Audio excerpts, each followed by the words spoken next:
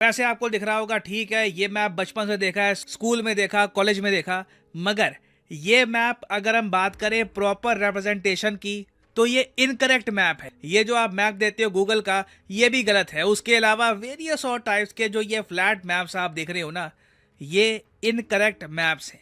क्योंकि यहाँ पर देखो प्रॉब्लम ये है कि ये सारे मैप्स बने हैं मर्केटर प्रोजेक्शन के हिसाब से। यहाँ पे आप जिस व्यक्ति की फोटो देख रहे हैं, ये हैं मर्केटर, बहुत ही फेमस जर्मन कार्टोग्राफर थे। ये कार्टोग्राफर मतलब कि वो आदमी जो मैप्स बनाता है।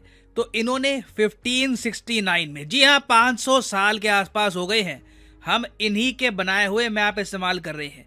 इन्होंने 1569 में एक खुद का मैप बनाया मर्केटर मैप के नाम से। नाउ इनके सामने प्रॉब्लम ये थी, इन्हें यह पता था, इस टाइम तक पूरी दुनिया में अच्छे से ये बात अप्रूव हो चुकी थी कि धरती गोल है, धरती चपटी नहीं है। ये बात साइंटिस्ट एक्सेप्ट कर चुके थे। मगर प्रॉब्लम ये थी कि जो सेलर्स हैं, ये कल को सेल कर रहे हैं, ये कल को यूरोप से जा रहे हैं, अफ्रीका जा रहे हैं, कहीं और जा रहे हैं, तो इनको एक प्रॉपर मैप मिलना चाहिए जिससे ये डायरेक्शंस तय कर पाए कि इनको कहाँ जाना है, कहाँ से आ रहे हैं। तो मर्केटर ने क्या किया कि जो एक गोल मैप है ना, उसको बना दिया एक सिलेंडर में, और उसके बाद जो लाइट का सोर्स है वो लिया 0 डिग्री पर, और उसके हिसाब से प्रोजेक्शन कर दी सारे मैप की एक चपटे पेपर पे। और इस तरीके से जन्म हुआ मर्केटर प्रोजेक्शन का 1969 में, जो 2023 में भी आपकी किताबों में आपको मिलेगा। ना इस मैप के साथ प्रॉब्लम देखो बहुत ही बेसिक है कि जो भी कंट्रीज आपको इस मैप के बीच में मिलेंगे, मतलब कि इक्वेटर के आसपास कंट्रीज मिलेंगे,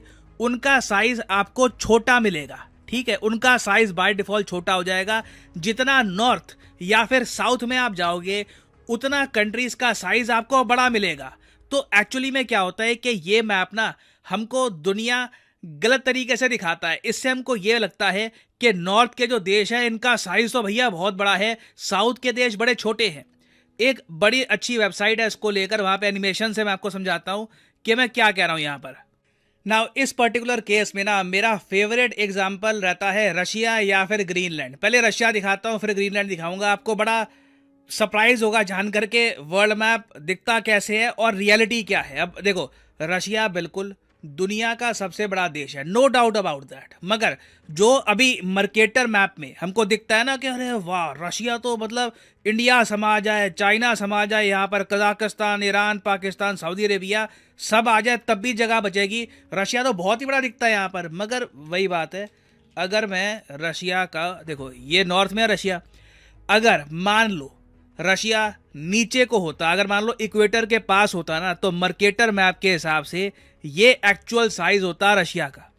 आप समझ पा रहे हैं आप कितना बड़ा डिफरेंस है, एक ह्यूमंगस डिफरेंस है। ये है डिस्टॉर्शन। मर्केटर मैप देखिए हमें फायदा देता है कंट्रीज की शेप समझने में। आप शेप के हिसाब से देखोगे तो रशिया काफी हद तक एक्यूरेट लगेगा। इंडिया की शेप प्रॉपरली दिखती है, चाइना की शेप दिखती है, बॉर्डर्स दिख जाती है, ठीक है, आइलैंड्स प्रॉपरली दिख जाते हैं। मगर साइज के हिसाब से इससे ज्यादा भ्रामक मैप आपको शायद ही मिलेगा। अब रशिया को साइड करते हैं, रशिया से बड़ा उदाहरण लेते हैं ग्रीनलैंड का। ग्रीनलैंड को देखकर लोग बड़ा सरप्राइज फील करते हैं कि ये क्या है। ये है जी ग्रीनलैंड। नाउ ग्रीनलैंड अपने आप पे 100% एक इंडिपेंडेंट कंट्री नहीं है, ये किंगडम ऑफ डेनमार्क का पार्ट है। मगर हम ग्रीनलैंड का एग्जांपल लेते हैं समझने के लिए कि मर्केटर मैप कितना ज़्यादा डिस्टॉर्टेड है। ठीक है, मैंने ग्रीनलैंड यहाँ पर टाइप किया और अब देखो, अगर मैं मर्केटर मैप के हिसाब से ग्रीनलैंड को इंडिया के पास लेके आता हूँ ना, तो मैं ग्रीनलैंड को इंडिया में फिट कर दूंगा। इतना छोटा है ग्रीनलैंड रियलिटी में, और इसको इक्वेटर के और पास लेके जाऊं तो इसका साइज और ज़्यादा सिकुड़ता रहेगा। याद रखिएगा, ये इक्वेटर यहाँ पे गुजर रहा है, इसके करीब जितना कोई कंट्री दिखेगा उतना साइज उसका आपको छोटा दिखेगा, जितना नॉर्थ को होगा उतना बड़ा दिखेगा। पाकिस्तान भी मैं आपको बता दूं, सिंस इंडिया के कंपैरिजन में थोड़ा सा नॉर्थ को है, तो पाकिस्तान भी जो इसका एक्चुअल साइज है उससे काफी बड़ा दिखता है। पाकिस्तान भी साइज में काफी छोटा है। फिर उसके अलावा कनाडा एक बहुत ही अच्छा एग्जांपल है। कनाडा अगर मैं इसको यहाँ पे हाईलाइट करूँ तो आप कहोगे ये तो बहुत बड़ा देश है, दिस इज मैसिव। ऐसा लगता है इसमें तो मतलब एक बार को चाइना और इंडिया वगैरह बहुत से देश समा जाए, बट रियलिटी नहीं है। This is the problem. इसलिए मैं कहता हूँ कि जो ये मैप्स हम यूज़ करते हैं इससे हमको reality, actual image world map की पता नहीं लगती। इसको अगर मैं नीचे लेके आऊँ तो ये रहा कनाडा आपका, आप देख रहे हो।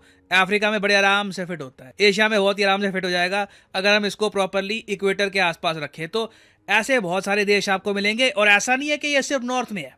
ये जो मैं आपको एग्जांपल दे रहा हूँ, नॉर्थ में सिंस कंट्रीज ज़्यादा हैं तो मैं आपको दिखा पा रहा हूँ कि कई देश हैं।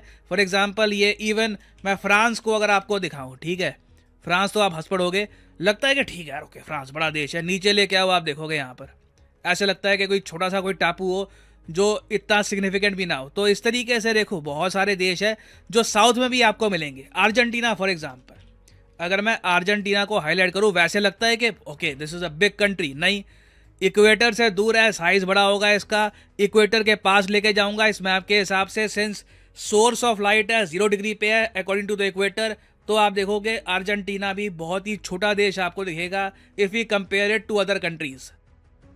और देखो ये मैप सबसे ज़्यादा साइकोलॉजिकली ना हर्ट करता है हम इंडियंस को। हमारा देश बहुत बड़ा है साइज में, अभी आपको और मैप्स दिखाऊंगा, वहाँ पे इंडिया का एक्चुअल साइज जब आप देखोगे तो आपको समझ में आएगा कि ओके दिस इज अस, हमारा देश मैसिव है। अब मैं आपको चाइना का एग्जांपल दूं, ठीक है, चाइना इक्वेटर से ज़्यादा दूर है कंपेयर टू इंडिया, तो चाइना भी ना साइज में हमको बहुत बड़ा दिखता है। हमें लगता है कि ओ हो ये देश तो बहुत ज़्यादा बड़ा है साइज में। अगेन मैं यहाँ पर ये बता दूं कि ये मैप वैसे इनकरेक्ट है, क्योंकि इन लोगों ने अक्साई चिन्ह को चाइना में दिखाया है। इंडिया का जो प्रॉपर मैप है पीएनजी के साथ, ये मैं अलग से यहाँ पर प्रेजेंट कर दूंगा, ये इंडिया का प्रॉपर मैप है, मगर मैं रिप्रेजेंटेशन के लिए बता रहा हूँ आपको कि ये क्या कह रही है। तो चाइना को अगर मैं इक्वेटर के पास लेके जाऊँ तो आप देख लोगे चाइना का भी साइज आपको बहुत ही ज़्यादा कम दिखेगा। ये मर्केटर प्रोजेक्शन की बेसिक प्रॉब्लम्स हैं। अब यहाँ पे आप कहोगे अगर मर्केटर प्रोजेक्शन में ये सब प्रॉब्लम्स हैं तो हम कोई और मैप इस्तेमाल क्यों नहीं करते। देखिए इस पे चेंजेस आ रहे हैं। अगेन आपको समझना होगा, कई किताबों में ओवर द इयर्स बहुत लंबे समय से ना एक प्रथा चलती आई है कि जी यही है वर्ल्ड मैप, और एक यूरोपियन ने इसको बनाया था, तो आप कह लीजिए थोड़ा सा बायस रहा होगा, उसने यूरोप को और यूरोप के जो नॉर्थ में कंट्रीज़ हैं उनको ज़्यादा ही बड़ा दिखा दिया। तो आप कह लीजिए ये इसमें कभी कोई चेंज आया नहीं, कभी किसी ने सोचा नहीं कि ये जो मैप है इनकरेक्ट है, हम कोई और मैप यूज़ क्यों नहीं करते। फॉर एग्जांपल आज के समय ना एक नए टाइप का मैप यूज़ किया जा रहा है अमेरिका की कुछ स्टेट्स में। इस मैप का नाम है Gall projection map, Gall Peters projection map. ये 1971 में बहुत ज़्यादा फेमस हो गया था। इसको काफ़ी पहले बनाया गया था वैसे, बट 1971 में काफ़ी फेमस हुआ जब कई कंट्रीज़ ने कहा कि ये मैप हमारी एक्चुअल साइज़ को रिप्रेजेंट नहीं करता।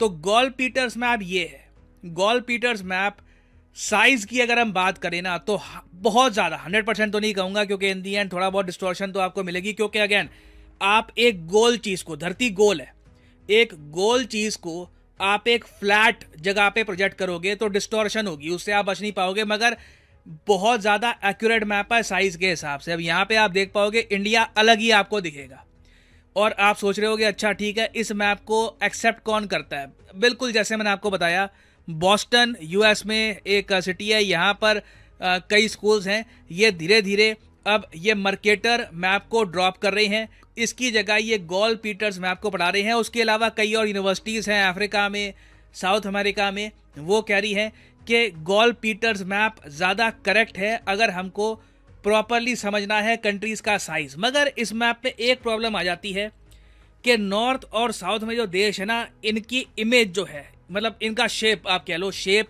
डिस्टॉर्ट हो जाती है। कनाडा की शेप ऐसी नहीं है जो यहाँ पे हमको दिख रही है, ना नॉर्वे स्वीडन की है, तो शेप का थोड़ा इशू है, नॉर्थ थोड़ा सा पिचक जाता है। तो अब इसका भी लोगों ने एक सोल्यूशन ये निकाला, एक और मैप है जी। अब मैप बहुत सारे हैं, आप कभी इसके बारे में अलग से सर्च करना, टाइप्स ऑफ वर्ल्ड मैप, आपको 100 मिल जाएंगे। ऐसे अलग अलग टाइप के मैप्स होते हैं, उनका यूज़ भी अलग तरीके से होता है ना। एक और बहुत ही फेमस मैप है जो कई कंट्रीज पसंद करती हैं, इसमें साइज और उसके अलावा शेप दोनों को प्रॉपरली प्रिजर्व किया गया है। एटलीस्ट जितना हम प्रिजर्व कर सकते हैं एक फ्लैट पेपर पे उतना प्रिजर्व किया गया है। इसका नाम है विंकेल ट्रिपल प्रोजेक्शन।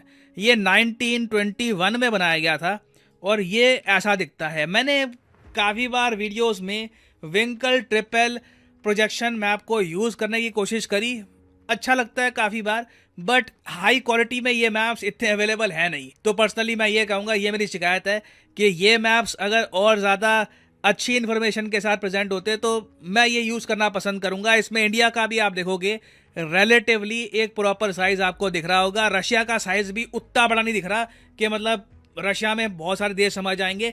बट ओवरऑल मैं कहूँगा कि मेरी पर्सनल प्रेफरेंस की अगर हम बात करें, अगर आपको एक फ्लैट मैप बनाना ही है तो विंकल ट्रिपल प्रोजेक्शन मैप मेरे हिसाब से काफ़ी प्रॉपर है। इससे हम समझ सकते हैं धरती के बारे में। अब यहाँ पे फाइनली आप पूछोगे कि अगर आप एज ए लर्नर आपको प्रॉपरली समझना है कि कंट्रीज़ का साइज़ क्या है, आपको याद रखना है, तो इसका सोल्यूशन क्या है। देखो एक बात बताऊँ, मैं old school old fashion type का आदमी हूँ।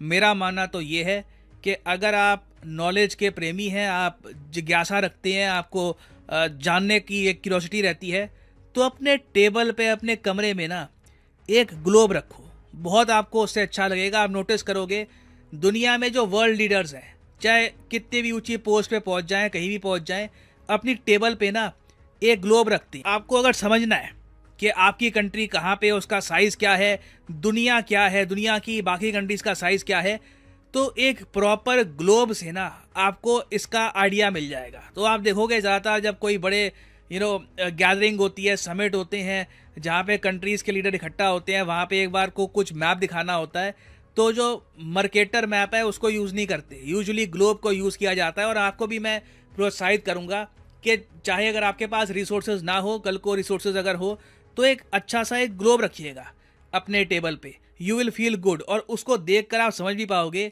कि आपका प्यारा भारत साइज़ में कितना बड़ा है और दुनिया की बाकी कंट्रीज़ का एक्चुअल साइज़ क्या है। क्योंकि जिस धरती पे आप रहते हो उसके बारे में ही अगर आपको प्रॉपर नॉलेज है नहीं, तो आपका जो बेस है, जो फाउंडेशन है नॉलेज का, ये हमेशा वीक रहेगा ना। फाइनली यहाँ पे वैसे मैं यही बोलूँगा कि यूजुअली मैं आपको कहता नहीं हूँ कि मेरी वीडियो शेयर करो, मगर ये वीडियो इंपॉर्टेंट है, इसको शेयर करिएगा। कई लोगों को इसके बारे में कोई आइडिया नहीं है, वो भी समझेंगे इंडिया के साइज़ के बारे में। तो share this video wherever you can. और फाइनली मैं वैसे आपसे क्वेश्चन एक यही पूछूंगा, आपके हिसाब से अंडरस्टैंडिंग के लिए बेस्ट मैप कौन सा है? मर्केटर मैप ये वाला, या फिर गॉल पीटर्स मैप ये वाला मैप जो यहाँ पे आपको दिख रहा है, या फिर विंकल ट्रिपल प्रोजेक्शन मैप? लिखेगा इसके बारे में कमेंट सेक्शन में। मैं जानना चाहूँगा यहाँ पे आपका ओपिनियन भी।